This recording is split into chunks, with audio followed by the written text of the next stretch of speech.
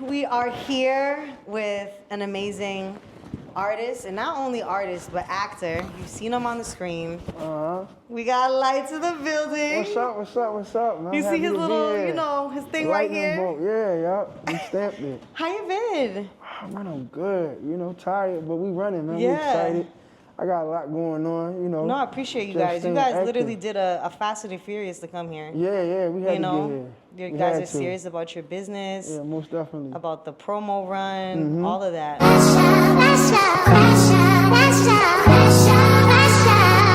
Tell me a little bit about your last single hit right now, Crash Out. It's an amazing song, but you did a remix to it with Fridayy and Meek Mill. Amazing. I love them. They have energy. Yeah. How was it like putting that collaboration together? Like, what made you pick those two artists to go on the remix? Oh, man, I didn't pick them. You know, things just kind of fell in place. You know, it's one of them situations where, you know, they still who they are. So you can't just expect that you can just reach out to them and be like, even if you got a relationship, I ain't that type of person. You've been putting in work. Yeah, but I'm not entitled. You know, people just feel like, I'm from Philly, y'all from Philly, y'all lit, I'm working, jump on a record. It kind of came together organically, and I feel like that's the best way, you feel me? So the record was catching some traction. So what happened was the first time the record was previewed, it was on Friday's Live with a kid named Rod, and he's a streamer, big streamer right now. And we was on his platform, we were doing the Song Wars. And so on the Song Wars, I previewed this song, it was the first song, and it was just like, I wouldn't say I won from that one song, but I think that it captured everybody's attention, and it kind of just let us know, okay, this is one of them records. I ended up winning the Song Wars. You know, obviously that helps my relationship with Fridayy. And over time, I think they kind of just assumed the potential in the record because it was starting to grow in the city. Yeah. And so it was just a mutual thing where they was like, yo, if you got some space for me. Yeah. And it's like, what? I remember talking to Meek specifically. Really? Meek, like, I've been wanting to get on a record, but I ain't want to step on your toes. And then I'm like, bro, stop playing, man. Was that like a surprising moment for you? Because you were like, damn, like, I like what y'all doing, and then y'all coming up to me like, I want to be on the record, like. I don't know if it was surprising. I think more than anything, like I said, I just think I like how it went. You know, I wasn't necessarily surprised because it was organic. It's not just as organic we are, and even though I'm not entitled, I know how things go. We're around each other consistently as the record is picking up. They acknowledging it, they posting it, they throwing it up. So it's one of them things in the back of your mind where you like, I ain't gonna ask them, but I'm hoping that they thinking about it. So when they do it, I'm kind of like anticipating it, but at the same time, I'm not like banking on it. Yeah. That's beautiful that they're supporting, though. They're from Philly as well. So I love to see that, like, in different cities where there's, like, multiple artists, like, supporting each other. But did you get that right from the rip? As far as what? Support. From Philly or from Meek and Fridayy? From Philly, like, from your own city. Philly don't support nothing right from the rip. Like, only thing that I say that they'll probably support right from the rip is if you, like, was active in the streets. Like when you like if I got shot or something and then drop a song, everybody be posting it and acknowledging it. Like, you know, our stigma in Philly, if you look at every rapper, it's like you got Beanie Siegel, the Broad Street Bully, you know, AR Ab, you feel me? When you look at the context of Philly, it's always been like this overly aggressive. So they really respect either streets or money. You feel me? So it's like when you come in with just like pure talent and being creative and being different, you want to grind a little bit because they're not going to gravitate to it immediately. But they know that I've been working for a long time. Like, I've been consistent and I've been aggressive and I always stay me. And that's one thing that they always going to respect is like, we one of them cities, we respect the real. So when we feel like you perpetrating or trying to be something that you're not, they're not going to connect to that. Yeah. You know I can see that. Yeah. Just by watching Gilly and Wallow. Well, Gil was the first person to co-sign me. Gil co-signed me. That's awesome. Almost like 10 years ago. If Gil was in this room so right raw. now, if he was in this room right now, he would tell everybody in this room, I swear, he'd say, Lihtz is the first person I ever gave $1 million worth of game. It's on video. We on Broad and Airy. And he like, that's $1 million worth of game. That's the first time he ever gave somebody $1 million worth of game was for me. Wow. Yeah. I didn't even know that. Yeah. That's so amazing. I got history in the city. You got history, yeah. This You've been wasn't moving overnight. You know what I mean? We put a lot of work in. So when you see every single body supporting it, it's almost like they happy for me. Yeah. I don't catch a lot of hate. Yeah. I know it's hate, but I don't catch a lot of it. Well, the good thing is that you keep going. You have a team behind you. Yeah. You know what I mean? Obviously, like, you're not just thinking creatively, but business-wise. And I want to tap into that. Like, just your branding, how you're moving with this single. No more heartaches, no more rainy days, no more darkness. I always saw it. I always knew we get here, we gonna fight. I see a lot of your videos and a lot of your content, you have your mask on. Yeah. Tell me a little bit about that. Is that like a style? Is that something that is a part of your brand? It's funny because when I get asked this question, it kind of changes every time. That's because there's so many different like angles of it. But I feel like we're in a time where it's 120,000 songs getting released a day. You feel me? So it's like people think that being a good artist is good enough. It's not. You gotta be an entertainer. You gotta be able to keep the people interested. Yes. You know, and Right then it's there. a sense of mystery that sometimes, like, if I could figure you out fast, then I ain't got nothing else to keep looking into. So I think, like, constantly, every day I get DMs. It's a girl like, can I see your face? Yeah. And it's like, eventually. And so she's gonna stay here until she sees my face. But I think it's just, I don't know, I just think we wanted to capture the people's attention. Yeah. They look at the mask and they see one thing, and then when they hear the music, it's like, oh shit, I didn't expect that. You didn't expect and that. I think a lot of times, you have like a flow, like singing. Yeah. It's a different vibe. Yeah. Me, even speaking to you, I wouldn't I could not detect that. Like, oh, he knows how to sing. Yeah. You know? We want to keep them guessing at all times. Well, no, listen, you touched up on an important part, and that's entertainment, right? I think a lot of people, they're like, okay, I could make good music, I could sound good, and then that's where it stops, and it's not. Like, at the end of the day, it needs an entertainment component. So the fact that you're thinking beyond that and, you know, adding that, like, that's good branding. Hell yeah. Very good branding. Trying to make some money. Yeah. We ain't gonna Nike need to sponsor you. Listen, you see we got the lightning bolt. Nike. You see we got the lightning bolt. We was giving them too much advertisement. Nike, we still here though. You know, we can Where's mix the checks switch at? with the Nike bolt, but yeah, most definitely. we just focusing on building us right now. And so tell me how, like, your journey right now, like being an independent artist, navigating through these rooms, not having the connections instantly, but building and grinding towards that. You know, a lot of artists right now, they're focusing on being independent. They don't want to sell out, right? They don't want to, you know, cut themselves short. So tell me a little bit about, like, where are you with your independency? Like, how were you able to navigate that and not crash out? Because it gets a little crazy. I think because you're funding everything yourself. You know what I mean? You're moving. It's not like you have a bank behind you. Yeah. But there's also other options. You get what I'm saying? I feel like just the nature of, I ain't even gonna say the music business. I think any industry is to make something that's so simple seem complicated, because then that's what makes them feel like they're needed. Not saying that they aren't, but it's like we provide a service. Yeah. It's 24 hours in a day. Most people are going to dedicate some time to listen to a song. I just need you to give me 3 to 6 minutes out of your day. If artists start simplifying what we're trying to do, you start realizing all the extra stuff that come with it. But you know, I've been an artist where it's like, oh, I gotta make it.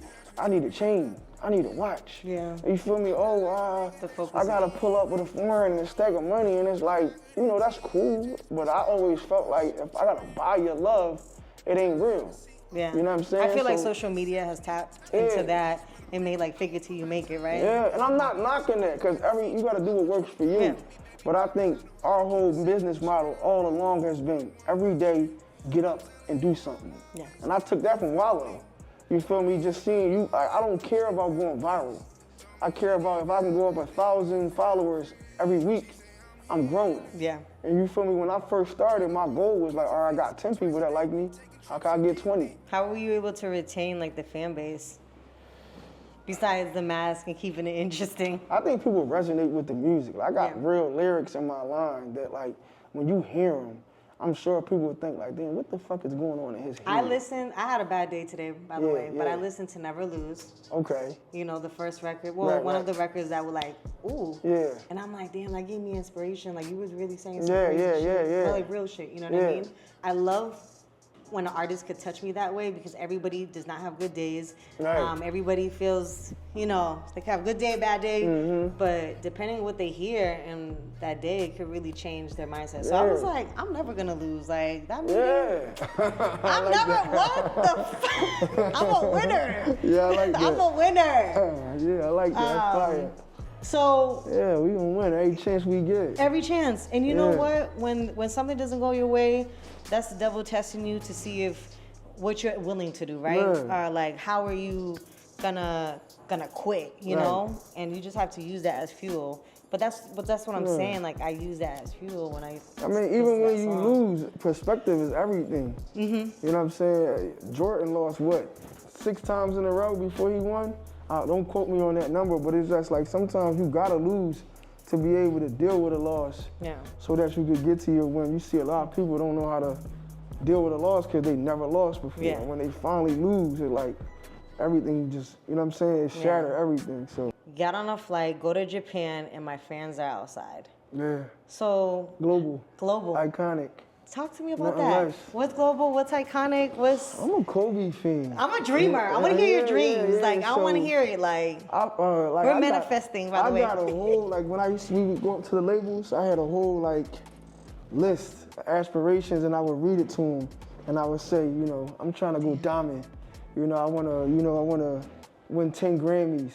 You know, I'm not here to go viral. Yeah, I'm not, you know, we're not here. I'm not content. You know, we come from nothing. So when you get a little something, sometimes people get complacent. And it's like, every day people are like, oh, you going crazy. And I'm like, as long as it's a Beyonce out there, I just went to Chris Brown show. As long as it's a Adele out there, we ain't did nothing. Because we got a lot of work to do when you think of the grand scheme of things. And when you young and you turned up and you getting some motion, you let it go to your head. You know, I'm lit in my city. I'm running, you know, I'm doing, you know, what rappers do. And you would think you made it already. Children could change a lot coming into your life. I have a son, and I'm just like, I gotta hit running. Yeah. You got a daughter, you gotta hit running. So like, what was that transition like? Getting that inspiration from your uncle, starting at 10, and then transitioning to a parent. I can imagine that's a fuel for you to even grind more. Cause like, global is huge. I mean, but it's tangible. Like, that could happen in the next few months. Right. That's how crazy this industry is. That's the goal. Is. That's the objective. You know, I'm like, I shoot for the fence. They'll tell you, the team will tell you. Like, I be like, in my mind, anything is possible. I don't even think it. Like, delusional. Yeah, literally. Like, you know what I'm saying? So it's almost one of them things where like I'll have a certain way of thinking, and somebody might be like, you know, it might just a statement similar like if Drake could do it, and I could do it, and they'd be like, but you're not Drake. And I'm like, I'm not yet. You know what I'm saying? Because in my mind, it's like... But we were saying like you're creating that blueprint. Yeah, Your blueprint. Just because he got a blueprint, I'm not talking about that, just the level, like, of the push, the grind. I just feel like in general, though, it's like, what are we doing if we're not shooting for the stars? Even if we don't get there, it's just, I don't understand the philosophy or the mind frame of half-assing. Like, if we're gonna do anything, we're gonna do it with the intention to be amongst the best people that do it. You know what I'm saying? No, I definitely feel that. But yeah, that transition to me, my kids is like my everything. You know, I look at my oldest daughter, she wanna do music.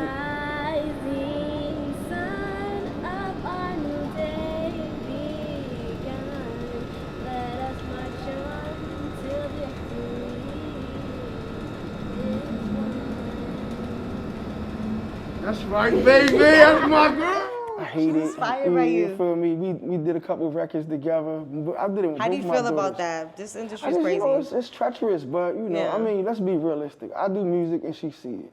Why would she not be inspired? But in my mind, I always think that we gotta encourage the kids too to do stuff in the music industry that don't necessarily require you to be the artist. You feel me? Because there's so much wear and tear on the artist. I mean, it's wear and tear on all of us, but you feel me? You look at like some of these execs, these big execs, they've been around from Whitney Houston to Beyonce to whoever's next. And you watch some of these artists, they come and go.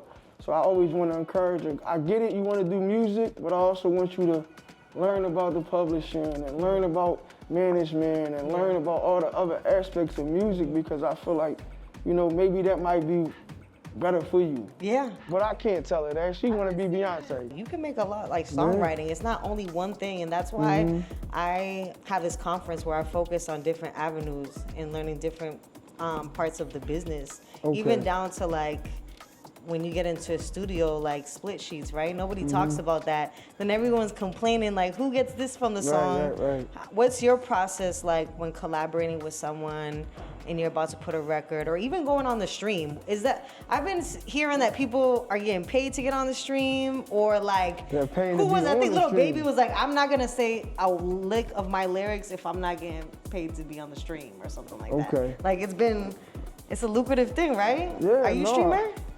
I did little bit? stream once or twice. I've been on the stream. You know, new territory, but just like everything else, you gotta learn it. You gotta understand it. So, but I think that's the way right now. That's the kids, man. They.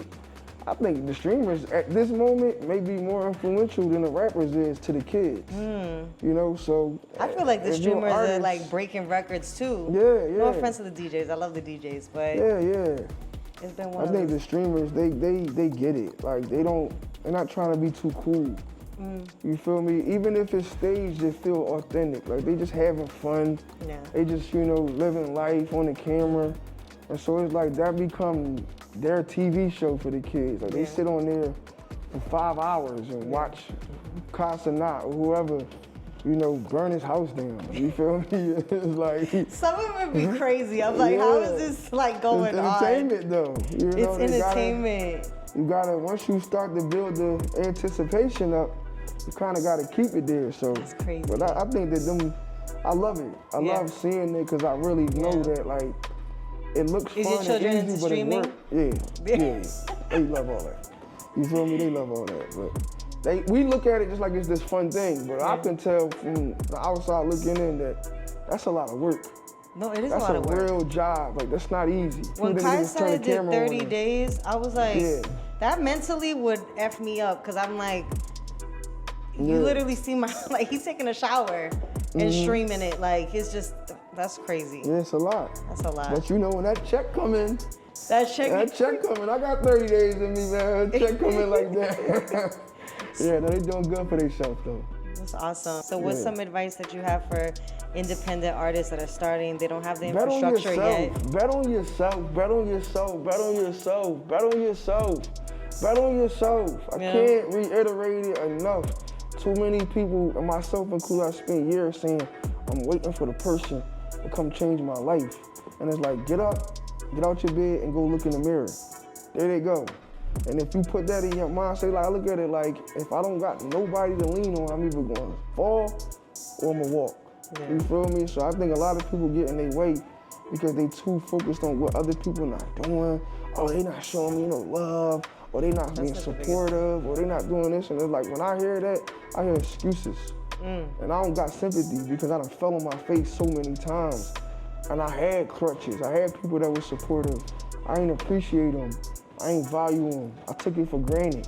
And it was one day that I felt like I ain't had nobody. And it was a blessing in disguise because it was like either you gonna sink or you gonna swim. And now I stand up and now I'm able to give advice to the next person and be like, damn, I wish I would have sunk and swim 5 years ago. I wish it would have got built your character. Yeah. It built your character. Once you ain't got nobody, you gonna find out what you made of. You know? And so I always encourage artists, man, stop worrying about stuff that don't matter. Only focus on what you can control. What you can control is what you do. Yeah. Get up every day, shoot your shot, do something. Open up a book, learn something. Go watch an interview. Yeah. You feel me? Go to the gym, work out. You feel me? Health. Do something. But sitting back and complaining about what somebody else not doing, that whole mentality, I don't understand it. It's crazy. Can't relate to it. What character would you like to play, and which character would you play? Come on, you know it's from the hood. Everybody want to play like a mobster one time. I want to come out and do Alonzo off of Training Day, you know, one of them crazy. When you got that. What's the other one? Snowfall. Yeah, Snowfall. Yeah. Oh my God. You know, everybody want to do that one time. But you know, acting to me, I got such a respect for it because I've done it, and I'm not an actor per se. Like I didn't practice or plan for this. It kind of fell in my lap. And I remember, like, I used to sit back and like look at people act and be like, man, they a horrible actor, until it was my turn. And it's like, that's a real craft. Like, no matter how good or bad you are, like, that is not an easy thing to do, to be able to step into this character and, you know, fully dive into it. So, you know, to me, I look at it like, you know, that's not easy, it's hard. I can't wait to see you in the big screen. Yeah, it's coming. I can't wait. It's coming. It's coming. Wait. I'll get my ticket and I'll see it. Yeah, it's funny that you say this though, because just the other day, I'm in the house and I'm watching TV and I'm on Tubi and I scroll over and I see Empire. And I was on Empire, and so I might not have watched that since it came out, which is almost like 8-9 years ago. And so I'm at 3 in the morning, I'm sitting in the crib and I just go to my episode and I'm laughing at myself. I'm like, bro, what? I had a lot of homies, cause you know, like them type of movies, they like TV shows, they watch them in the jails. So a lot of people, my homies is calling me like, when they acting, they be like, oh, I can't believe that you want. They watching in the jails and going crazy. So it was a real moment for me at that time, but me sitting back, looking back at it now, like, this is Getting crazy. into acting is really hard. Like, you killed that. Yeah, that was crazy. And you gotta understand too, at that time, like, Empire is, Cookie. This is the big, I'm sitting next to Taraji, and I'm just sitting next to Terrence Howard, and we on a bus going to set, you know, Taraji calling me her son.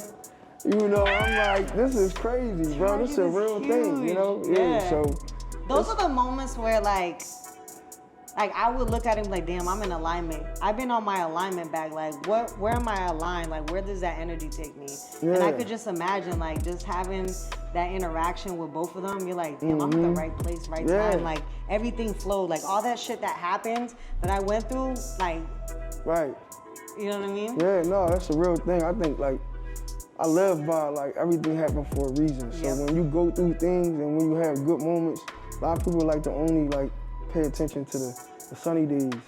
And then they ask God why when it rained. And it's like, you ain't ask God when you got that, you found that $1,000. So, you know, I always just look at it from that standpoint, like, you know, it was a lot of ups and downs, but that was one of those moments in my life where it was like, wow, I'm really here doing this. This is crazy. Blossoming into who you want to be when you get off the plane from Japan. We on our way. We got more work to do, but Japan, we coming. I can't wait to see y'all. Well, Lihtz, thank you so much for coming on Expozedtv with Katiria. Most definitely.